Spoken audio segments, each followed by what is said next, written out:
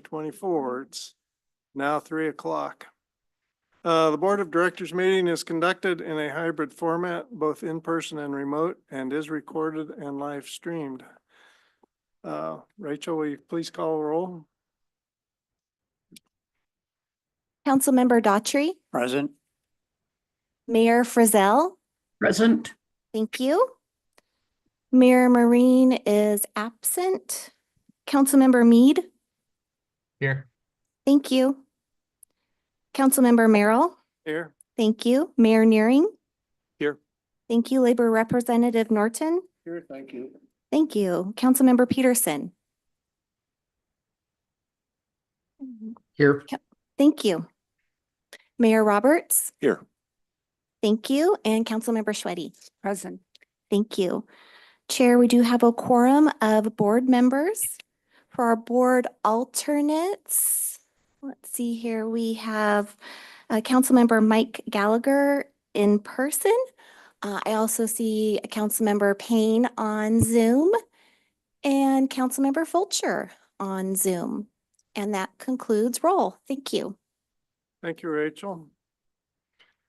It's time for the public comment. Each speaker has 3 minutes to provide comments. In room, the chair will call on those signed to speak, and I will call on those that wish to comment remote. We'll go first to in room. Is there anyone signed up to speak? Seeing none, next is for remote. If anyone joining remotely would like to speak, use the Zoom raise hand feature. And if joining by phone, press *9 to raise your hand.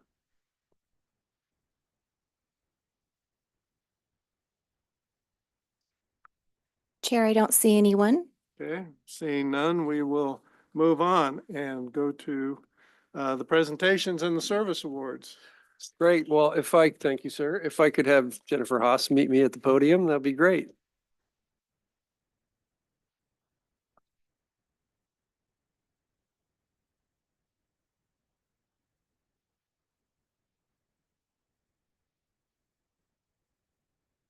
Good, how are you? Good. You ready? Yeah, All right, cool. I'm ready for 30 years. 30 whole years. Well, so there's a hint. We're here today to recognize Jennifer Haas, who is celebrating 30 years with community transit. So let's hear it for 30 years. Wow. And this is a especially fun one for me because I've had the opportunity to work directly with Jennifer since I came in here almost 4 years ago. I'll tell you a little bit about what she's done here at the organization and what we love about her and her contributions to our work and some of her work history. She is currently the senior manager for innovation in Vanpool. So she is overseeing our Vanpool program and also our ZIP service and our planning of additional ZIP service as we go forward. So she is right at the heart of the agency's strategic priorities and our efforts to attract more customers to the system. She's been in the customer-facing functions of the organization her whole career. She's passionate about customer service and providing an excellent customer experience. She's also overseen at times the commute trip reduction program, and I've gotten to work with her directly as a member of the state's Transit Demand Management Executive Board. So she works with the technical committee that staffs that board of statewide elected officials, public executives, and business executives who plan and collaborate on ways that we can come up with innovative solutions for people to move around urban areas, suburban areas, and now increasingly rural areas as well. So she's been a key player in that space, and I've really valued her counsel. She is car-free. She is a community transit customer and does not own a car and makes her way around Snohomish County and the region and the state and the world without driving a car. Yeah, so she walks the talk as well as anybody you'll ever meet. She's great to work with because she's thoughtful. She takes the time to think about how the things we're doing will affect people within the organization in addition to our customers. She's very inclusive. She is a recent graduate of the APTA leadership program. And so she's also a leader vested and trained in the latest industry practices in her field. And so we're very fortunate to have her. She has been commended over 10 times for her work in the organization, starting in the mid-90s through the present, most recently recognized internally for her leadership and her success in standing up the ZIP Alderwood shuttle and getting that service launched 2 years ago. So I want to congratulate Jennifer on 30 years. I want to thank you for your contributions to the organization, and I want to present you with some hardware. They add to all my pin collections. Yeah. Here's a certificate. Here's another pin. You have a sash to put all the pins on? Well, I will now.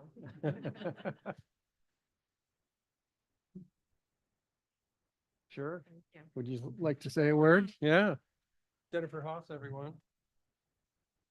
So tall. There we go. Don't have strength.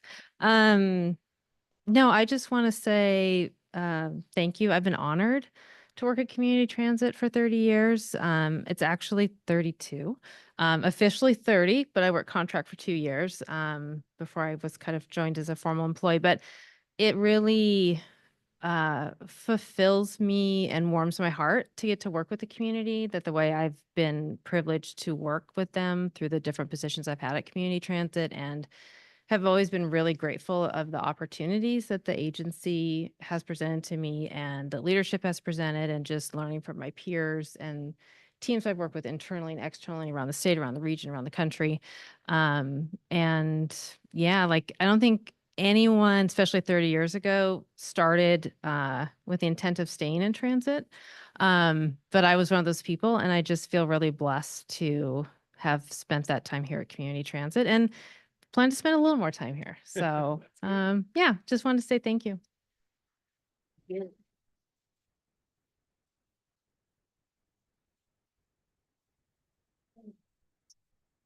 I have one question for you. Since you look so young, I'm assuming, I hope correctly, that you started here right after preschool? I will reflect my age. I actually started 4 days after I graduated high school. While I was one of those like running start kids, so had graduated with my associate's degree. So while I was finishing my 3rd year in college, started working here and never left. Loved That's it. wonderful. So, Congratulations. yeah, thank you for asking.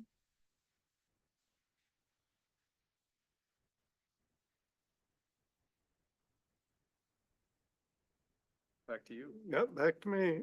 So we'll start in with our presentations and reduced fare changes proposal. Ms. Luthen.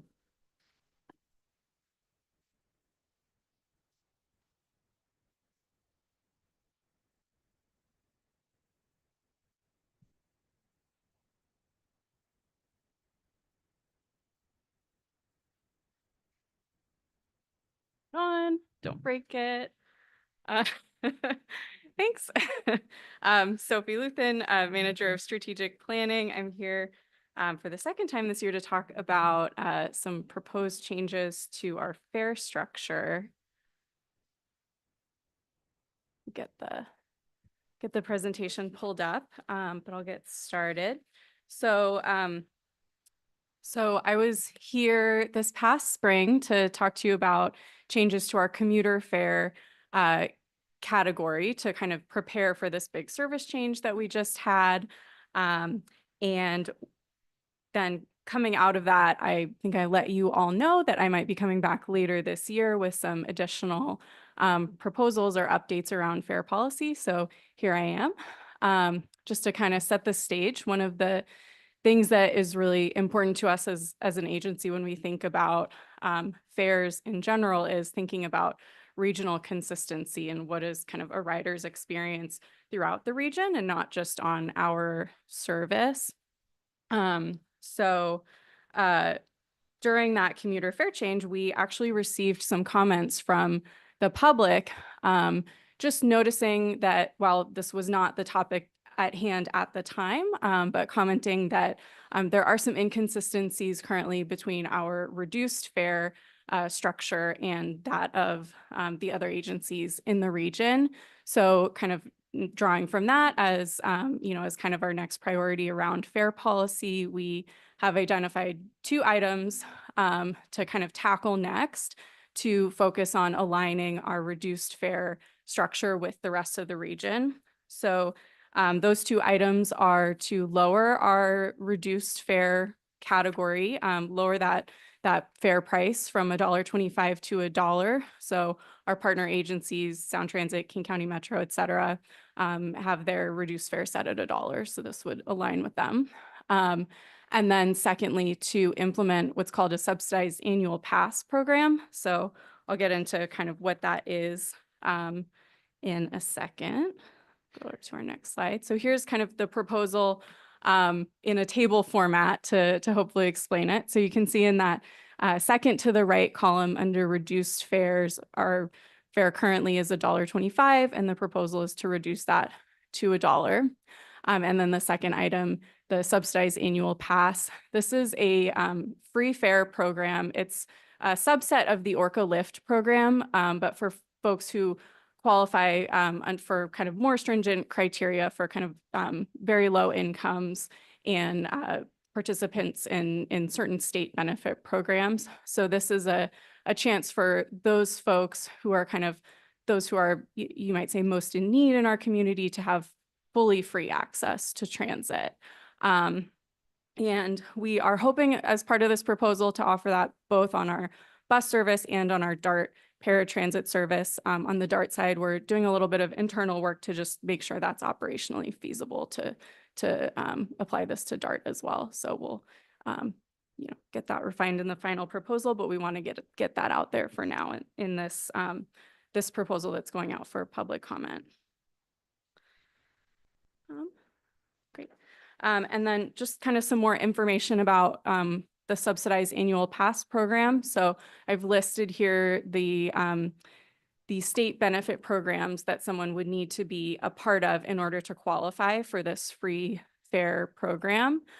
So, you know, you can kind of read through the list, but speaking kind of at a high level, the requirements for these programs are typically that your income is at 80% of the federal poverty line, plus additional requirements kind of based on the theme, if you will, of the program. And so with any proposed change to our fare structure, we always want to assess equity implications. So we want to understand if a proposal has the potential to disproportionately impact minority and low income riders compared to kind of non-minority, non-low income riders. So we did that analysis, and you should see that in your board packet, and found that there was not a disproportionate impact that would be, you know, considered a finding associated with this proposal. And some additional context on timing for this proposal. So this is a little tricky to explain, but there's an effort at the regional level to make some changes to what's called the Regional Day Pass program. And so what that is an Orca program where you can purchase this day pass and have unlimited rides on, you know, the regional transit agencies, including community transit. So there's an effort now that the light rail fare has changed to $3 across the board to restructure that day pass to basically reflect 2 times the one-way fare of light rail.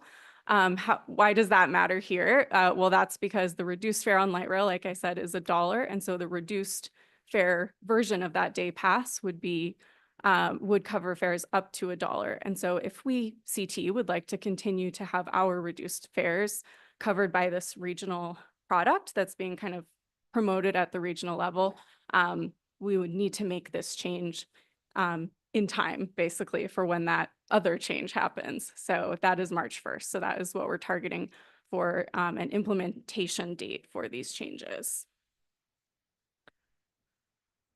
And then just some more additional context for you.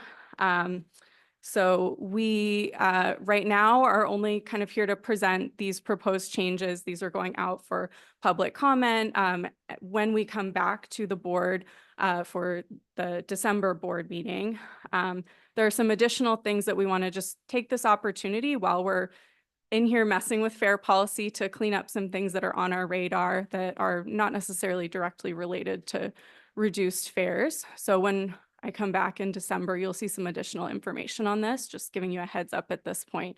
But that will have to do with in events where there are kind of adverse weather events where we might want to implement some sort of free fare policy for people to access things like warming shelters, establishing a process for how that gets decided and approved. And then similarly, kind of clarifying the process for how we adopt regional fare products that are typically controlled by what's called the ORCA Joint Board, which is a regional sort of ORCA governing body. So you'll see more about that in December, but just letting you know that it's coming. And then lastly, so next steps, this is an information only presentation, so no action needed today. This presentation kicks off our standard public comment period where people can give us input through an online survey, through email, social media, et cetera. We'll share all of those public comments with the board when we come back with the final proposal. We will have a public hearing at the November 7th Board of Directors meeting, and then we'll come back through the Finance Committee and the board just in December for you to consider this proposal. And that is all I've got. I'm happy to take any questions. Councilmember Schweide? On the subsidized annual pass, the people who apparently have cards or whatever that would go into one of those categories, can they ride the bus by showing that, or do they have to know where to go to buy an ORCA card that does it for them? You would need to follow a process to get an ORCA card. So you can't, if there's, say, a form that says I'm a participant in one of those state programs, you do need to go through a process to apply for and be approved for the subsidized annual pass program and then get an ORCA card. And then you just tap that ORCA card like any other ORCA card to. So to what are we pay. doing to make sure that the county and state group out there are helping these people? Mhm. Because people that qualify and a lot of that don't have the knowledge or the expertise to go out. And I found out today where people were buying my ORCA cards, and I didn't know that for the last 10 years. Yeah. So what are we doing to make sure that people who are struggling can get what they need? Yeah, that's a great question. And, implementing the fair category is the first step, right? And we know that there's work that will need to be done to make these programs easier to access. There is work being done at the regional level that is being led by King County Metro, but CT and other agencies are active participants to take a holistic look at how do people access reduced fares, including subsidized annual pass. What are kind of the barriers that that exist, and what could be done to try to remove some of those barriers. So that is work that is ongoing. So that's at the regional level, and then internally we have a great communications team, customer care team, et cetera, that that will be doing work more at the internal level to try to support our customers in navigating how to access these programs. And as we get into 2025, we'll probably have, I'll probably have some more updates on what will come out of that regional effort, but that is underway, and it's kind of a known area where not just CT, but the region sees room for improvement. Well, is there enough of this in written form that I could get, that I could actually go to some of those places within my city and make sure they have the information to help their people?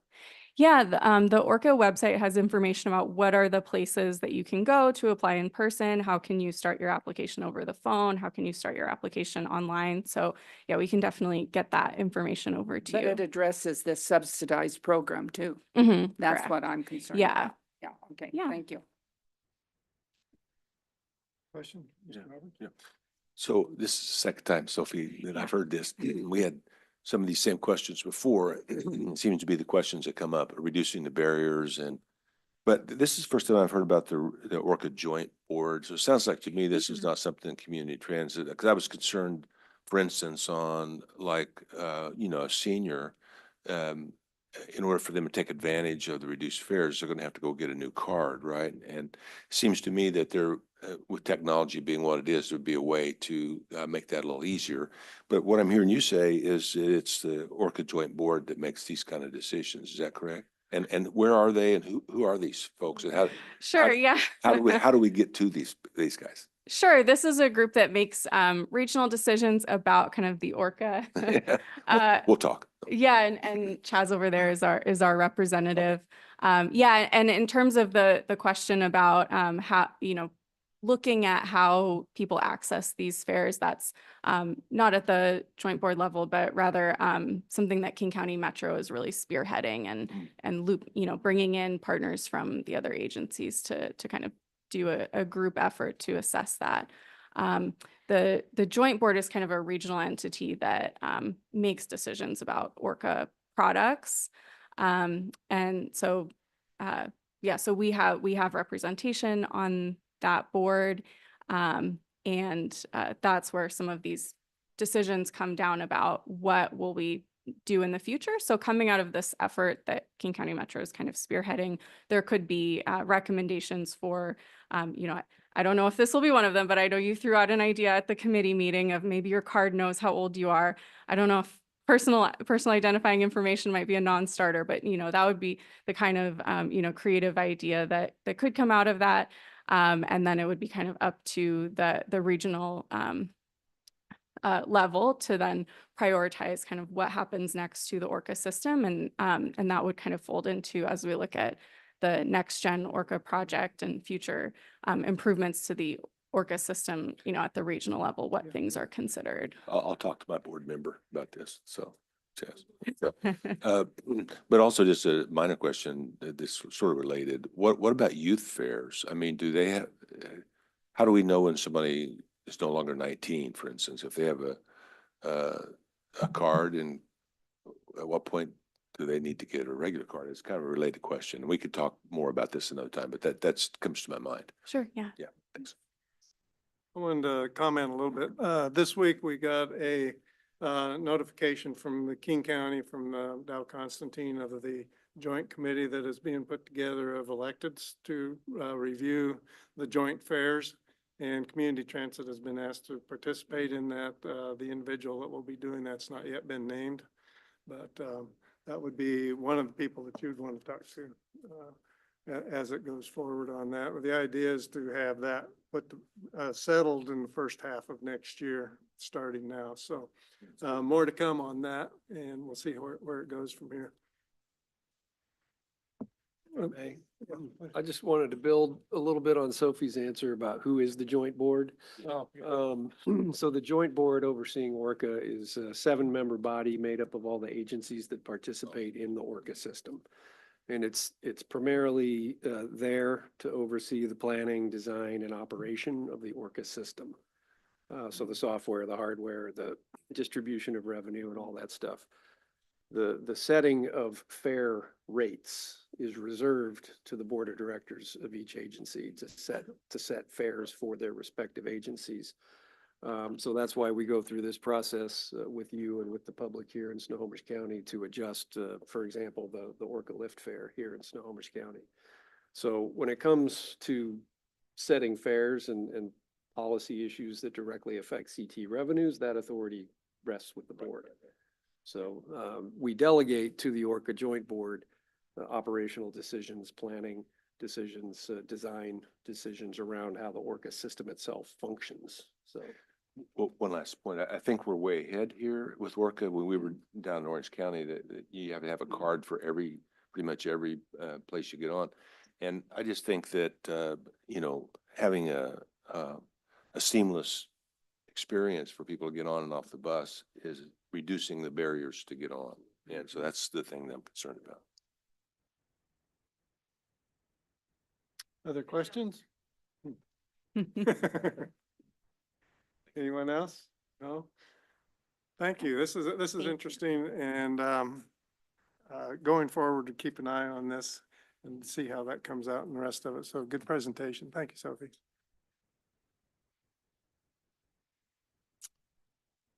Okay, SWIFT program update. Melissa, you were going to introduce that?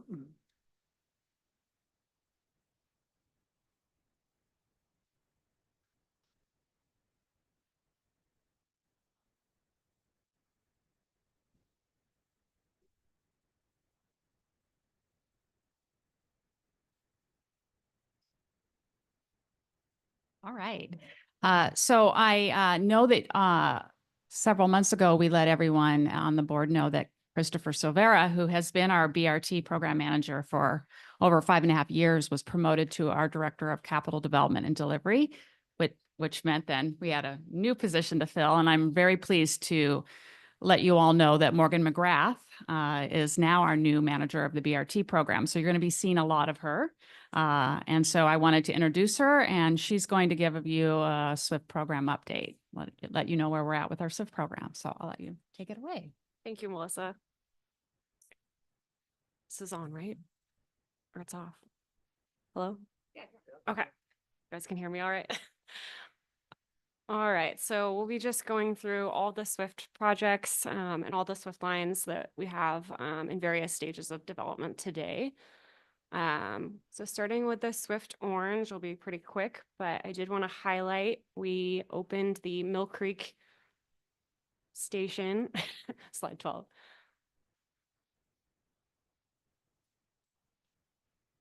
No problem. If you go to the next slide, that'd be great. Oh, I'm sorry. Can I do it this way? Okay. Okay, so the Mill Creek Boulevard Station opened on July 12th, and that was critical so we could open before the Mill Creek Festival. We'll try it. And then we also opened McCollum Park Park and Ride all bays for service on August 1st. That was both local and SWIFT. And then switching gears to the Blue Line extension. The extension opened with our September 14th service change, and that's extending the Blue Line from the Oro Village Transit Center down to Shoreline North, 185th, connecting to Sound Transit Light Rail. And on the next slide, you'll see we are seeing a pretty large increase in ridership just since the September 14th service change. So the before period, you're looking at the month of August 1st through the 29th. The after is September 14th through the 29th. And then you have the delta. So overall, we're seeing SWIFT increase in ridership for average weekly boardings, 14%. Orange Line is seeing 36%, almost 5,000 riders more per week. And then also just highlighting the SWIFT Green Line is seeing quite an increase. And I think all of this just to show that we're really working on building a network and customers are taking advantage of what we're offering. The SWIFT Blue Line expansion. So this effort is a part of the extension and the retrofits. We opened new business access and transit lanes at 3 locations along the Blue Line corridor. So that is at SR 99 and 148th and Lincoln, as well as at Evergreen Way and 526. And so we have speed and reliability improvements that we're also working along this part of the corridor, just really trying to refine that more fast, reliable service for our customers. The SWIFT station retrofit. So construction is currently underway. You will see crews out there through the beginning of next year. And what we're doing is really working to align our blue and green line with the updated wayfinding scheme that we have at the Orange Line stations right now. So what we're doing is we're changing the iconic markers perforated panels. Those are currently green and those are going to gray.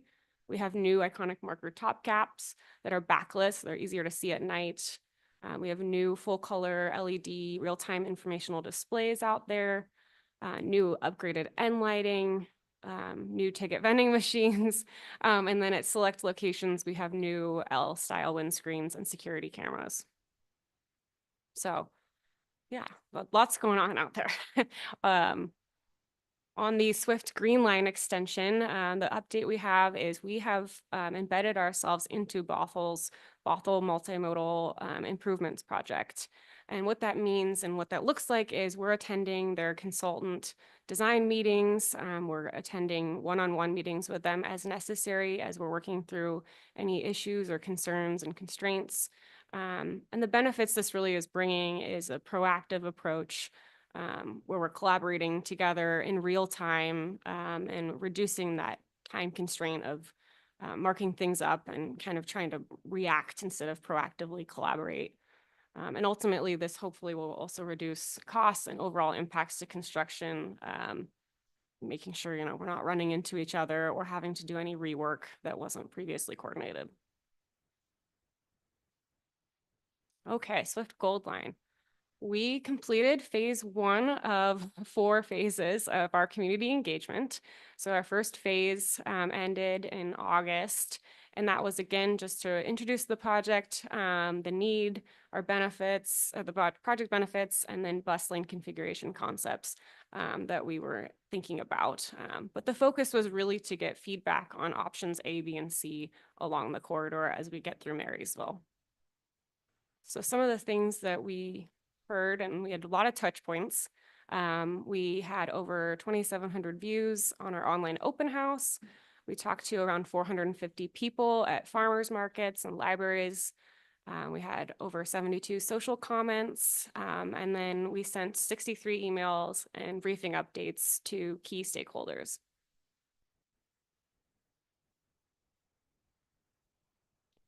So we had some pretty common in-person response themes. Overall, people were really excited, especially those who were familiar with Swift, that we were coming to North Snohomish County. We heard a lot of comments that they wanted the most direct path to get through Marysville and avoiding any lanes that had additional congestion, so trying to kind of route where we could go.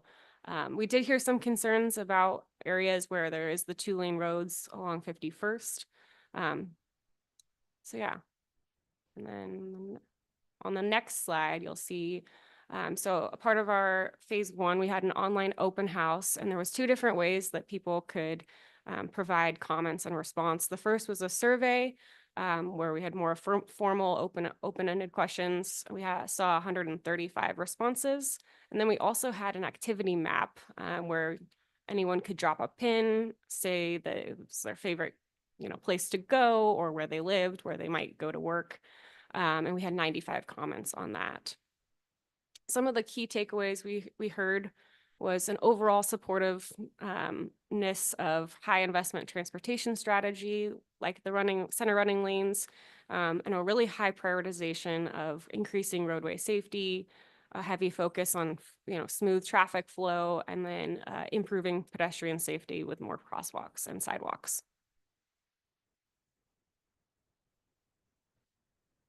So what's next? We will be moving into phase 2, which will be sharing the refined route option, as well as getting feedback on the bus traveling options and potential station locations. You will notice the dates on these have shifted out slightly, and that was really to make sure that we had time to do a deep dive on how we wanted to communicate and message our questions around the bus traveling configuration concepts. And doing that at the winter months and trying to get good feedback from people is also, waiting to February is best. So that was for the adjustment there. Phase 3, no changes to what we've previously shared, but we'll be sharing the draft locally preferred alternative, including the station locations and routing, and then coming back to the board in July for that final touch basis for the LPA, and then sharing with the public the proposed station locations, routing, and then kind of refining the schedule as we move into that next phase of the project, which is environmental review and design.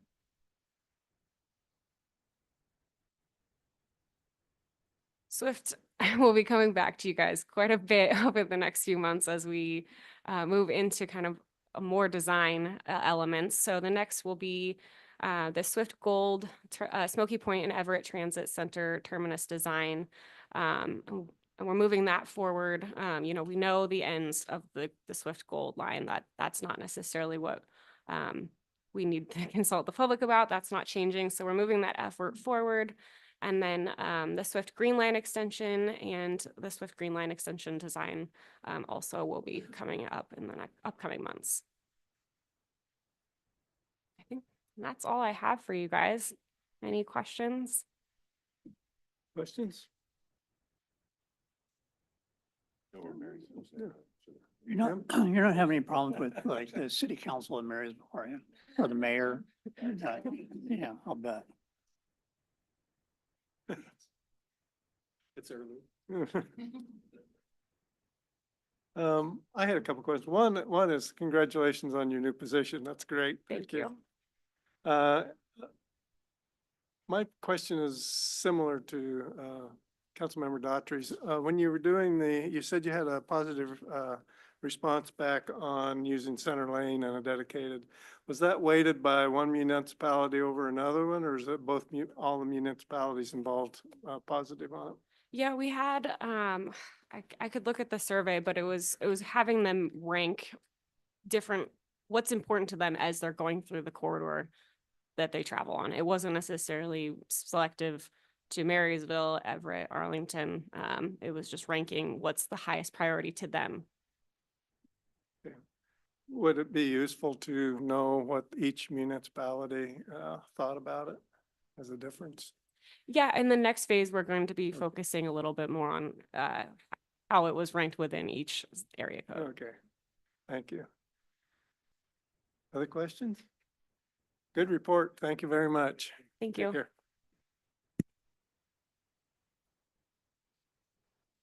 Moving on to CEO Elgin Fritz, the Executive Committee Officers Report. Great. Thank you, Mr. Chair.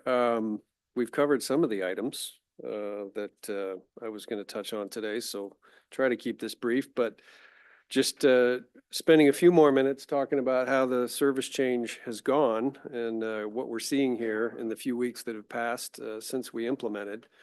I think it's fair to say that the implementation of the network restructure has gone remarkably smoothly. I think due in large part to pretty robust advanced preparation across the organization. The outreach efforts paid off really well. Intensive street team activities, communications blitz, such that by the time we actually got to the 14th and the 16th, it seemed like our customers, to a large extent, were quite familiar with the changes that were taking place. A lot of us were out there on the 14th and the 16th from across the organization, supporting our drivers and our supervisors and talking to customers and getting first impressions. And that was really quite a neat experience over the course of that weekend.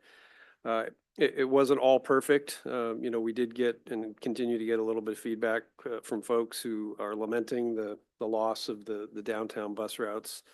And who aren't necessarily welcoming the transfer at Linwood.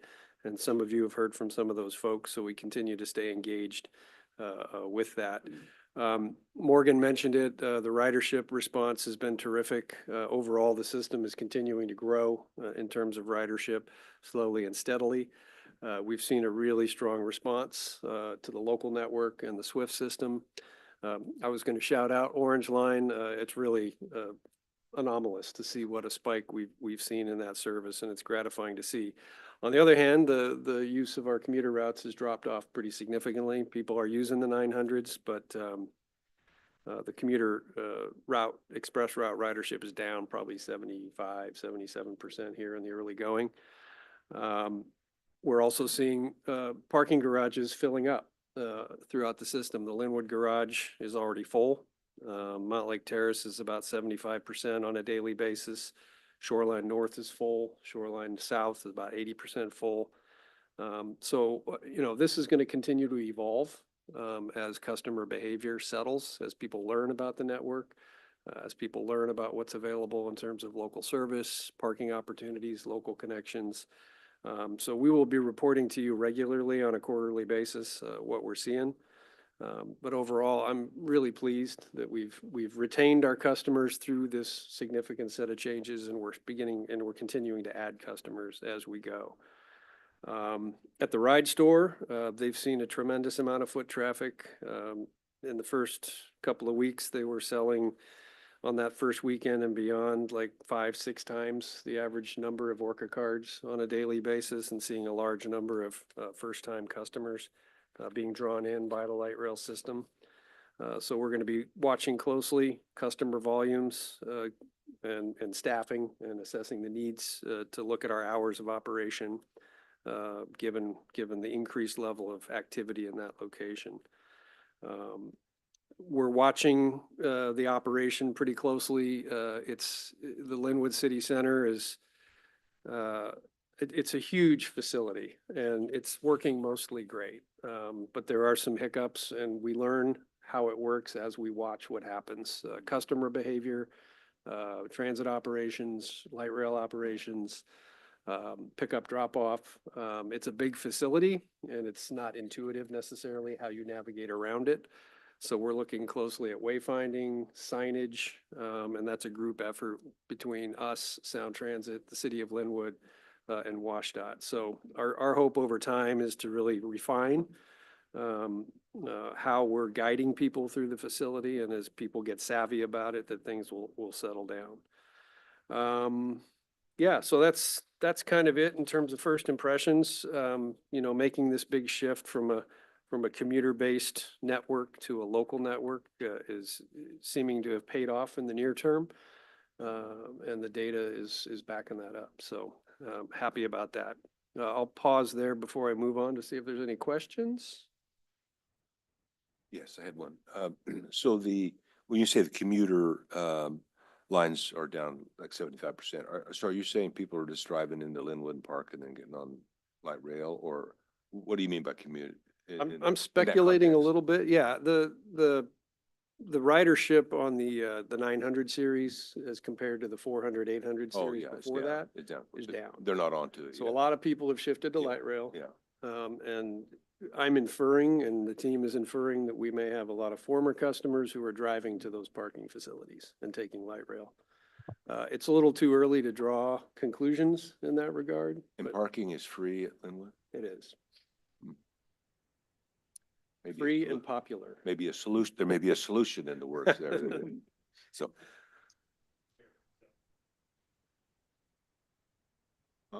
Mayor Frisell? I just wanted to chime in here about the Linwood facility, and yes, it's mostly going well. We do have some concerns, and we're working on those with Sound Transit. And it's going to get better as far as the signage.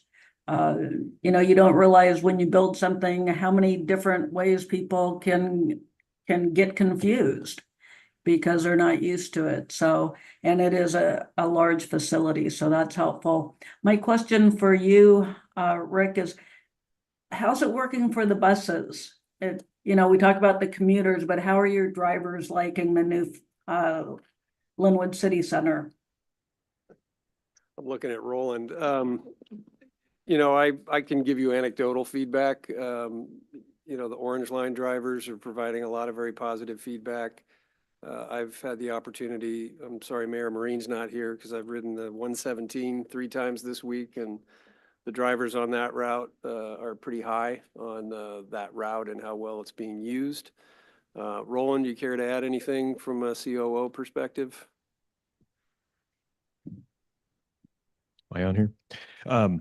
Yeah, I'd say overall, really positive response from the operators to the new network. So in terms of, how it's going operating the overall system, very smooth. We provided tremendous amount of training for the operators ahead of the change, and there's been they've been very adept at picking that up, and so we've had very few off-route situations or people not understanding how to operate the new service.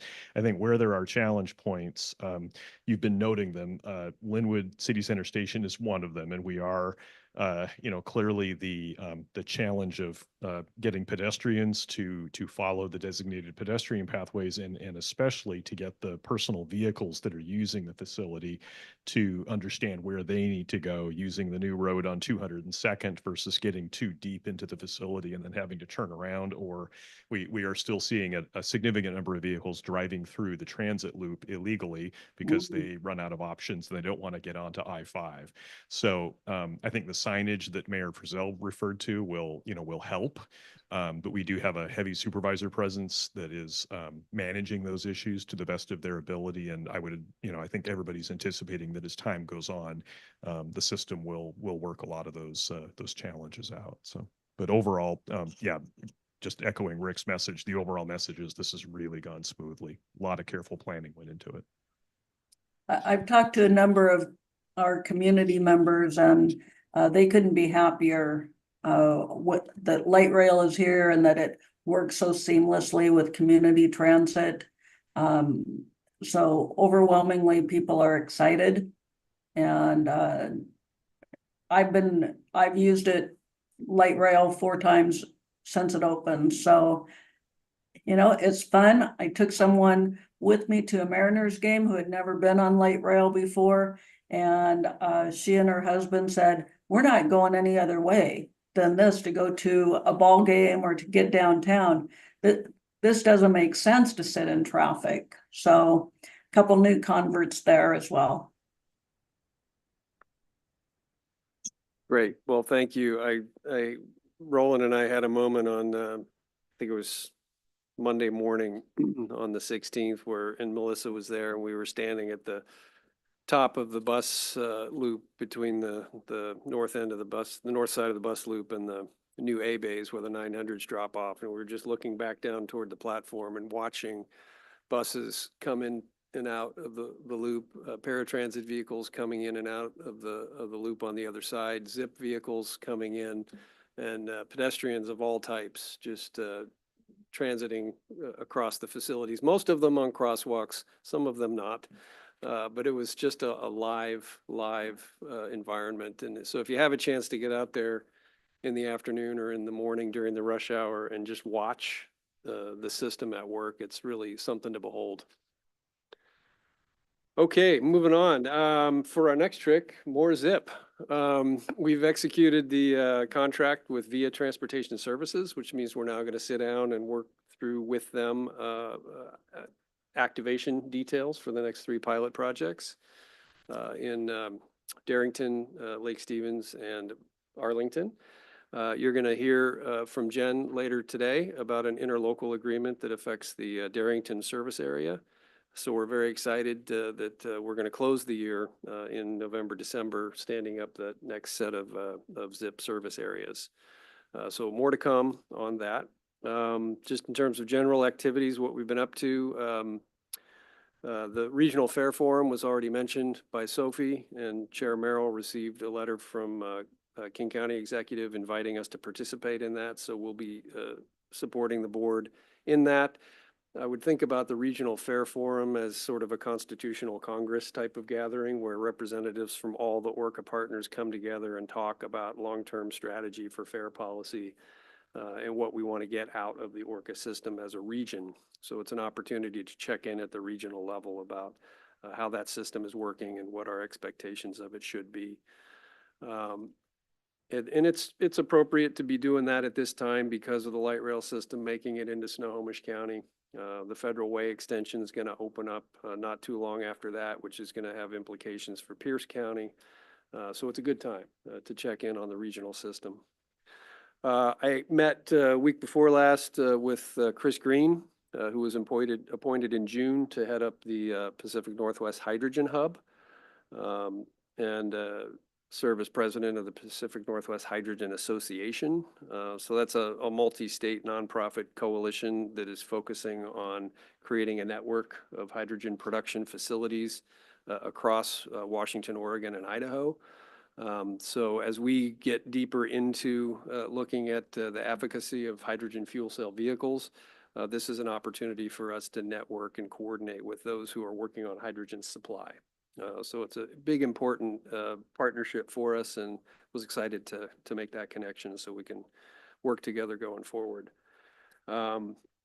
Switching gears, this week is the annual Week Without Driving that is sponsored by Disability Rights Washington to raise awareness on issues affecting mobility challenged commuters and folks who are trying to get around. So I and several other community transit employees are participating. So far this week, I've used light rail 5 times, multiple CT route combinations, orange line, blue line, green line, 117, and my bike. And it's been quite an experience, and I've enjoyed it. So after this weekend, there will be a debrief scheduled with participants and the sponsoring organizations to share what we've learned and build awareness, hopefully, for supporting folks in their mobility needs going forward. On the state and federal front, we've hosted in the last couple of weeks Senator Marco Elias, and also this week Congressman Rick Larson, who was home from DC. We gave them a tour of the Security Operations Center and also took them over to Hardison to take a look at the ZE buses and the fueling and charging facilities over there, walk through the new shop. And it was a great opportunity to kind of close the loop with them on the shop expansion project and update them on what we're doing in safety, security, and zero emission. Hopefully also informing future grant requests. So we'll keep those lines of communication open. Speaking of which, staff is working now on developing our draft legislative agenda.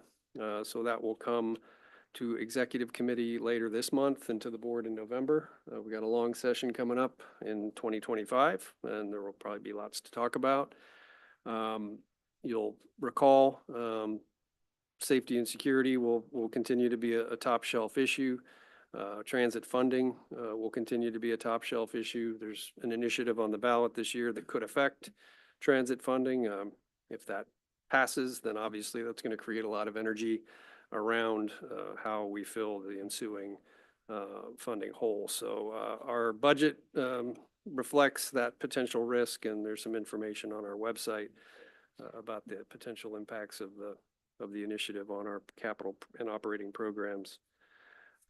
Speaking of finance, 3 of our 4 audits are complete with no findings, including the financial statement, NTD and federal single audit. The financial and federal audits are posted to the state auditor's website. The accountability audit is wrapping up, and the exit conference is scheduled for 1 p.m. on Wednesday, October 9th. So all board members and the public will be invited to attend and review those results. We'll present the proposed 2025 budget to the Finance Committee on the 17th and to the full board at our quarterly workshop on October 24th. And that, Mr. Chair, concludes my report. Thank you, Rick. So we'll move on to the committee reports, and the first one on that is the executive committee report. And the executive committee met on September 19th. Mayor Frizzell, Mayor Roberts, Councilmember Schweddy, and I attended that. The CEO report was shared earlier in this meeting and was provided at that one. And the next committee meeting is scheduled for October 17th at 11:30. But you want me next, right? And I want you to do the Finance, Performance, and Oversight Committee report. Thank you. Thank you. The Finance, Performance, and Oversight Committee met on Thursday, September 19th, 2024 in a Zoom format. Board members were Councilmember Jan Schweddy and I attended. In terms of consent items, the committee reviewed and recommended 1 item to the consent agenda. This is the approval of August 2024 monthly expenditures and payroll vouchers, which will be items 7C through H on the consent agenda. Information items, the committee reviewed and forwarded the reduced fare changes proposal presented to the board that was presented earlier in today's meeting. In terms of reports, we had the Q2 2024 financial report and audited. Nathan Roberts, Director of Finance, presented the Q2 2024 financial report. A copy of this report is included in your packet. The Q2 2024 finance report, Olivia Woods, Manager of Research and Analytics, presented the Q2 2024 performance report. Copy of this report is included in your packet. We had the sales tax report for August 2024. In August 2024, Community Transit collected approximately 17.6 million in sales tax revenue, approximately 928,000 less than budgeted. A copy of this report is included in your packet. Finally, the diesel fuel update report for August 2024. The average cost year-to-date through August 2024 was $2.96 per gallon, while the average cost per gallon budgeted for 2024 was $4.25. This resulted in a favorable variance of $1.29 per gallon year-to-date through August. The next Finance Performance and Oversight Committee meeting is scheduled for 2 p.m. Thursday, October 17th, 2024, via Zoom. And that concludes my report. Mayor Roberts. Next, the Strategic Alignment and Capital Development Committee report. Councilmember Dodd. Thank you, Mr. Chair. The Strategic Alignment and Capital Development Committee meeting was held remotely over Zoom on September 18th at 2 o'clock. Mayor Frizzell, Mayor Marine, Councilmember Peterson, Labor Representative Norton, and myself attended. The committee reviewed and forwarded one consent item number B, which would award ITB 2024-099 fare boxes and stands. And we reviewed and forwarded one action item to today's agenda, microtransit interlocal agreement with Skagit Transit to serve the Sauk Seattle tribe. The next meeting of Strategic Alignment Capital Development Committee is scheduled for Wednesday, October 16th at 2 p.m. via Zoom. Thank you, Kim. Moving on to the consent items, could I get a motion? For approval. Second. Thank you. Second? Did I hear He second? already second. Okay. All in favor, say aye. Aye. I, Your vote's aye. Any opposed? Okay. The consent agenda is approved.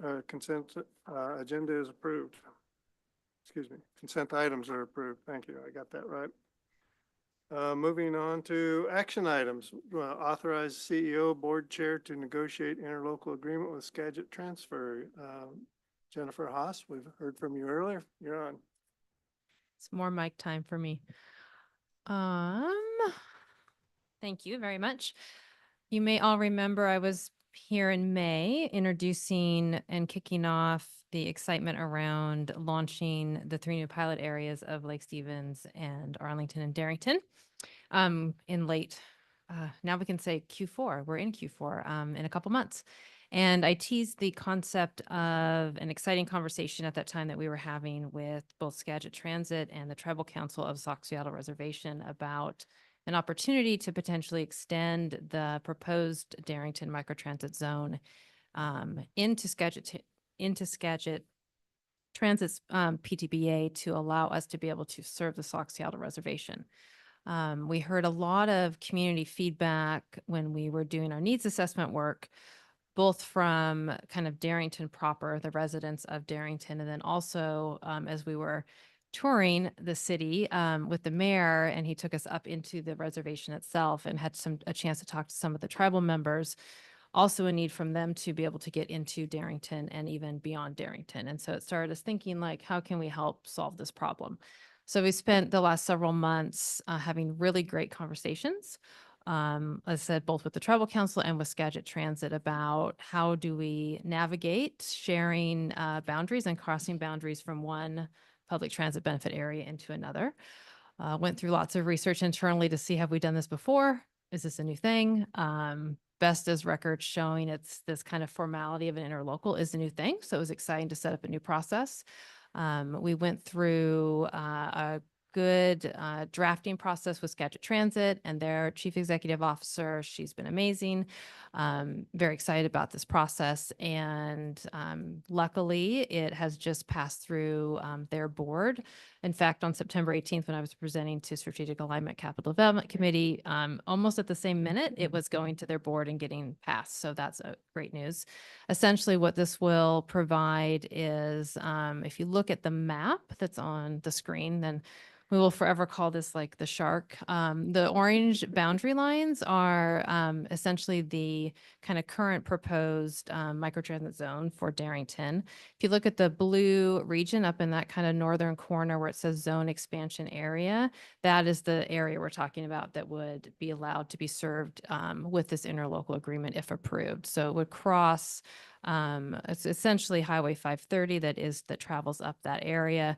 We would go across out of Snohomish County into Skagit County. And that blue area currently isn't served by Skagit Transit at all with any type of service delivery option. And so it really allows not only the reservation, but there are also some few households that have some very long driveways off of that roadway that, you know, if they walked out, would be able to take access to the microtransit option as well, which we're kind of excited about. And Skagit Transit is also traveling down the path of wanting to learn more about microtransit. They want to bring that opportunity and service also into their portfolio. And so they're very eager to learn along with us how this could potentially work, even though it is a very small section of their service area. It does bring it into their fold and allows us to share data and learning. So that is an opportunity that they're also excited about.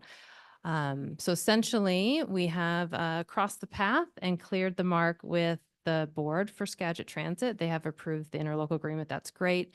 The tribal council is currently reviewing more a letter of agreement. We don't have to go through the formality as we do with a state requirement to do a formal interlocal. With them, we're just doing more of a letter of understanding.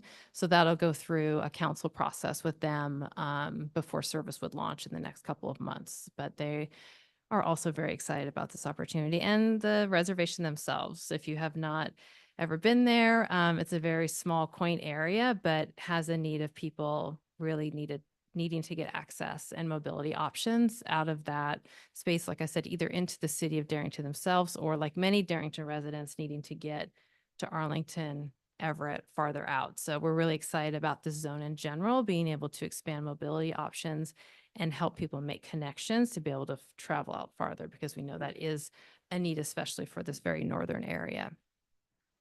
As far as budget impacts, we already have budget in the 2024 budget for the microtransit zone, even though it will be only kicking up for a very small part of this year. That's all covered. And then it is in the proposed budget for 2025, which would include this potential expansion as well. And I don't know if you have a recommendation statement. Okay, perfect. I have it memorized too, but I can read it. So the recommendation is that the board of directors authorize the chief executive officer and the board chair to negotiate the interlocal agreement with Skagit Transit to provide microtransit service to the Sauk Seattle reservation. I know it is a little not always, it's a little out of the norm to also have the board chair signing, but that was a request of Skagit Transit and that mirrors their process. And so we welcome the opportunity to have your signature on it as well. So I'm happy to take any questions at this time. Questions? I have one. Okay. Councilman Fleming? And Darrington is really far out there. And with the OSO slide, I've definitely been there a lot. Since Darrington no longer has any pharmacies, is microtransit going to go from Darrington to Arlington? The zone itself will not, but Okay.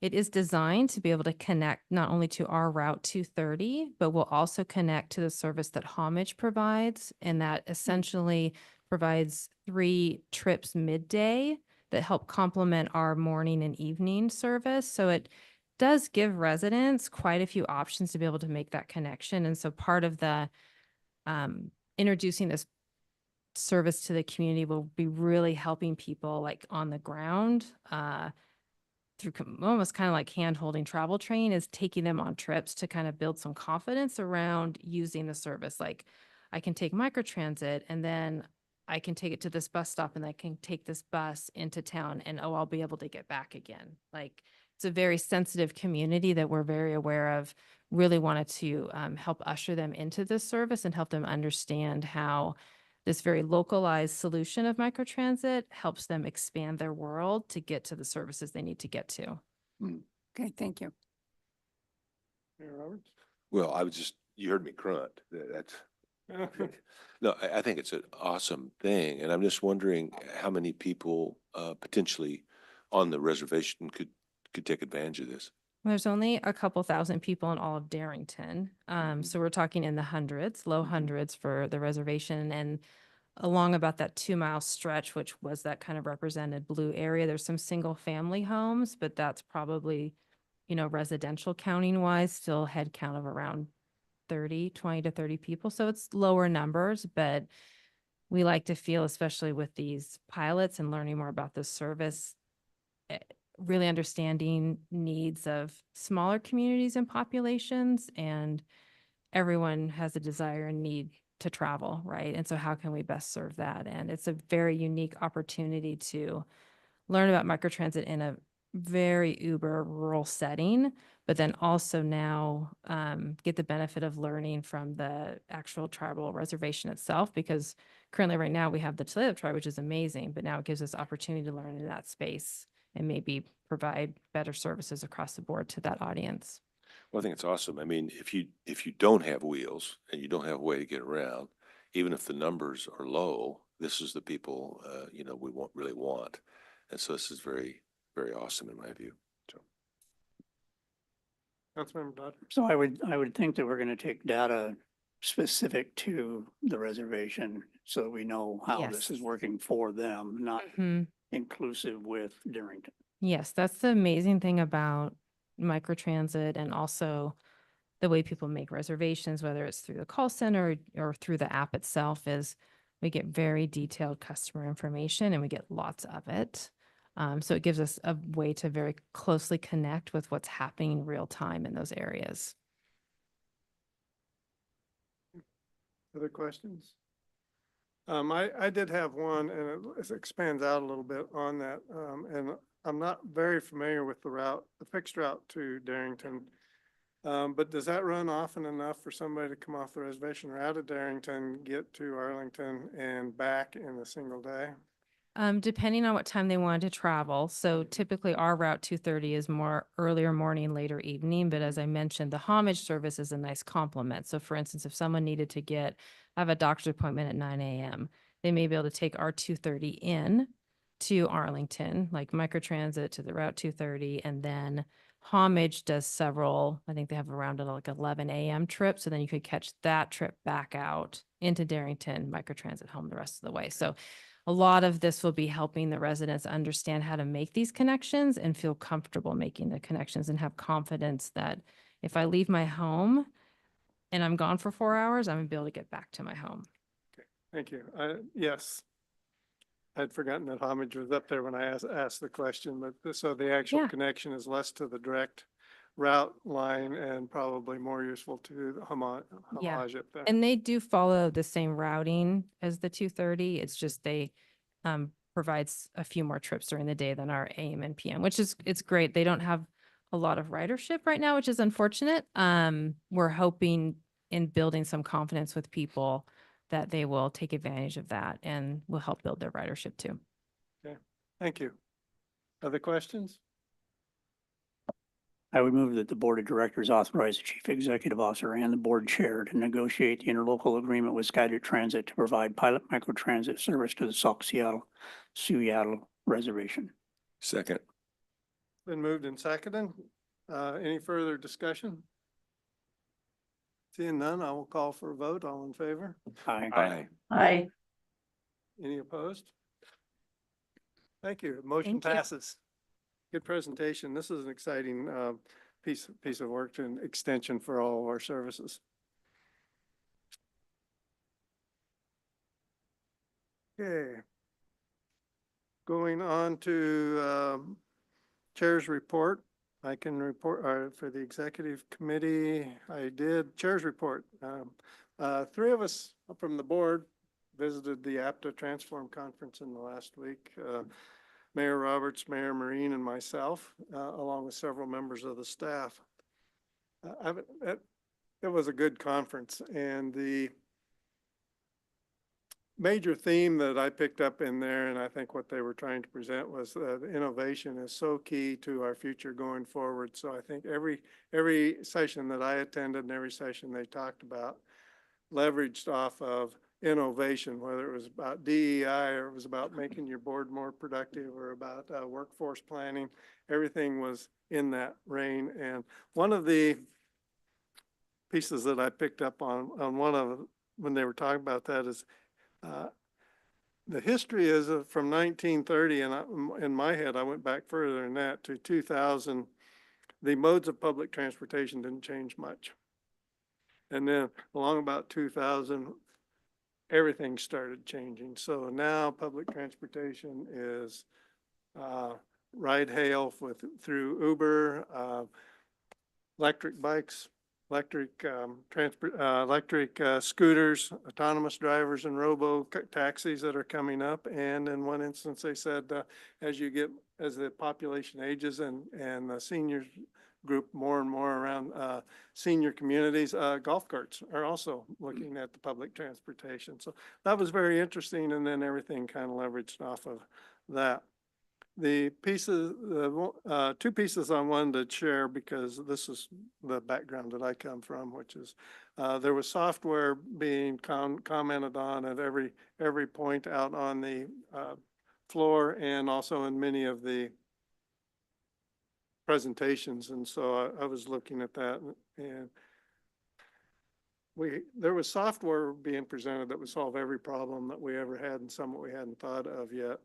And in one of the presentations, I just wanted to share that talking about AI, to be very cautious with it. Every piece of software coming out now is either has artificial intelligence in it or saying that they have it.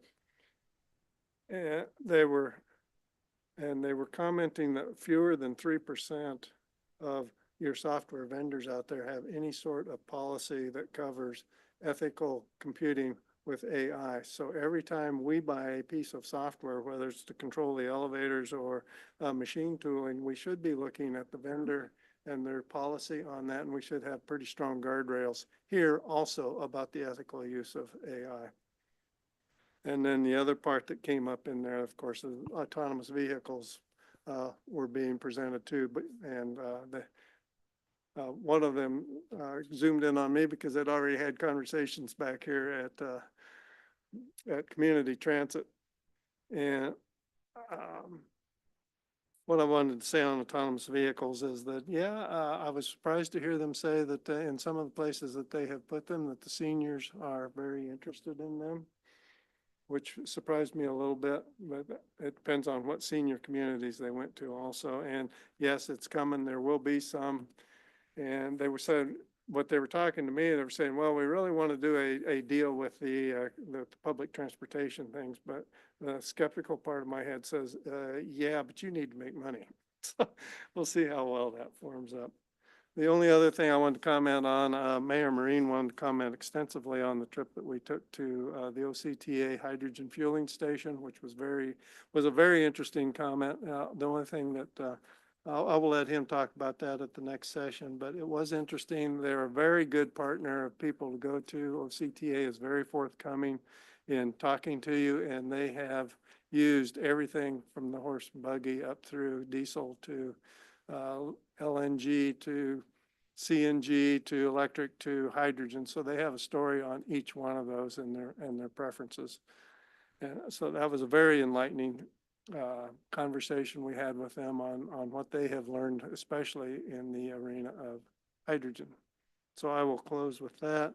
And then move on to the quarterly board workshop is scheduled for October 24th at 3 p.m. Topics include the 2025 proposed budget, as well as agency sustainability.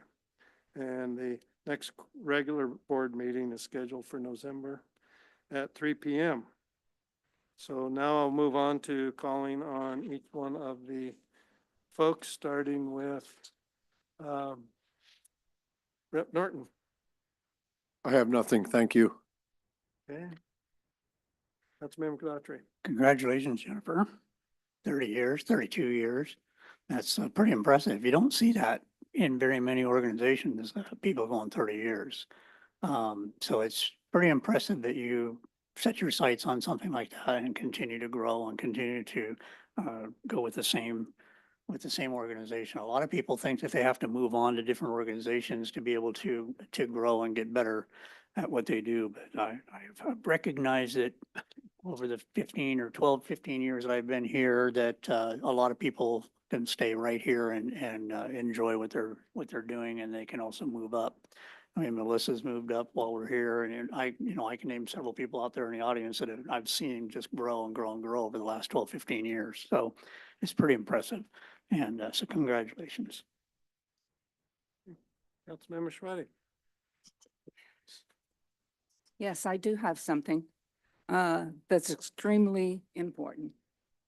The one thing that all of the cities in Washington State, their biggest concern is lack of police. And when I think of Seattle was 300 police officers short, I now know why I don't even like to drive down to Seattle. But the reason that all the cities are so short is because we only have one police academy. And that makes it really difficult. It takes at least a year and a half to hire someone and get them on the road. And most of the time, it's even longer than that. Finally, this last legislative session, the legislators passed a bill to fund another police academy. And I'm here today to tell you that that police academy is in Snohomish County and in Arlington, 2 blocks from where I live. And what I want to say today is they're moving extremely fast. And I want everyone to know that the ribbon cutting is Tuesday, October the 22nd at 1 o'clock. If you would like to come, let me know, email me, and I will send you all the information. And then I will let the city know you're coming. Because trust me, there will be a whole bunch of people there that day. Thank you. Thank you.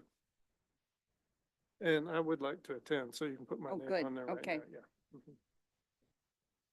Mayor Roberts. I too attended the APTA conference. This was my first one, and I was really sort of overwhelmed by 2,500 people that really were thinking transit at the same time. It was just like being at a rock concert, Rick. I mean, it was really there was no mosh pit, but it was close. Yeah, yeah. No, that was a bunch of nerds. There was an amazing amount. I was impressed. People of color there. There was significantly represented. And I learned that transit development is economic development. And then when you think about that, it kind of spins it in a little different light, and that transit growth is job growth, and we forget that I think. And also we had a major presentation that seemed a little kind of heavy duty for what we were there for. We had a fairly long presentation on human trafficking, which you kind of wonder at a transit conference, kind of what's the deal, but you think about it, the bus drivers are first, they're on the scene of when that's, when people are being transported and all that. And I think the message was to be on the lookout, and that was good. I attended the DEI session, and I really liked, one of the commenters, or one of the presenters said that, we talk a lot about inviting people to the table, but we pretend like it's our table, and then it's everybody's table, and we need to make sure that we keep everyone invited. Lastly, I just would say that we did, as the chair mentioned, go to Orange County and look at their hydrogen production plant. And I think there was probably 30 or 25 or attendees, but Mayor Marine and Councilmember Merrill pelted them with questions. I mean, it was like, I was a little bit embarrassed. You guys really, they were asking really, really, really good questions. And I really appreciated that. I just want to know where the bathroom is at. I didn't have really any questions. They did a great job, and I felt informed based on the questions that they were asking. So it was a good trip. Thanks to CT for providing for us to go. And that would, it's my report there on that thing. Thank you, Mayor Roberts. Mayor Marine. Yeah. Excuse me, Mayor. Yeah, please, please don't Sorry. confuse me with Mayor Marino. No, I'll just, congratulations also to Jennifer and to Morgan on your promotion. And thank you for the swift update. Marysville's very excited about the Gold Line. And we appreciate all the pre-planning and connections that you're making with the community And we look forward, I know at the governing level at the city too, to hearing back on that and the whole process as it progresses in 2025. So exciting times in transit all over, and including Marysville. So thank you. And good reports. Good to hear about the stuff from APTA. So. Okay, going to our online attendees, I see that Mayor Frizzell is off. Mayor Mead, excuse me, Councilmember Mead. Promotion. Nothing for me, thank you. Okay. I think that's all the board members. No, I was going to go to the alternates. Yes, go into the alternates, Councilmember Payne. Thank you. Really appreciated the discussion about the systems performance report. That's completely interesting, and it shows tremendous growth. I also want to talk a little bit about and say thank you, and we are so fortunate to have Ash, our transit trainer, Rachel, who organized it all, and also Margaret, who put it all together, lickety split.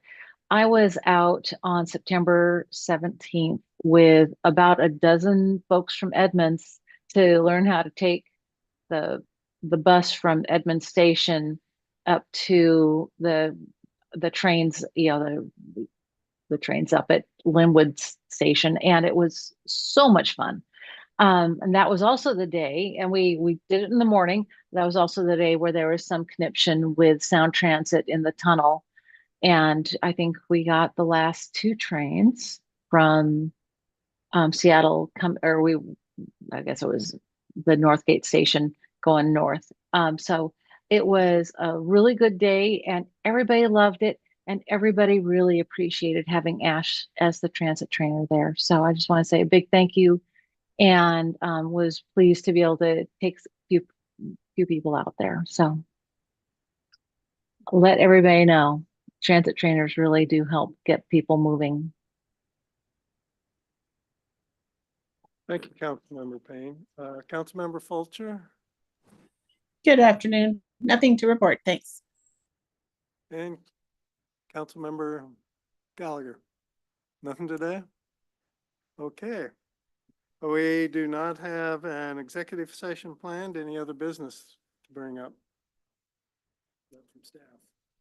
Okay. Seeing none, we will adjourn.